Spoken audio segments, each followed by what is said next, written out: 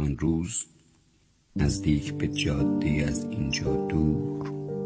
دختری کنار نرده‌های نازک پیچک پوش هی مرا می نگریست.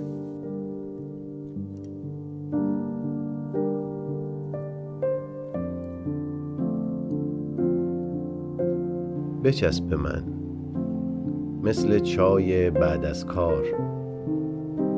مثل دیدار دانه انگور با لب، آن هم وسط تماشای فیلم‌های پر از بوسه، مثل خواب بعد از خواندن شعرهای مربوط، مثل نوازش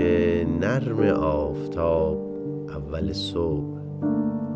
مثل صبحانه بعد از حمام، مثل پیراهنی که اولین بار میپوشی و آینه از ذوق میخندد،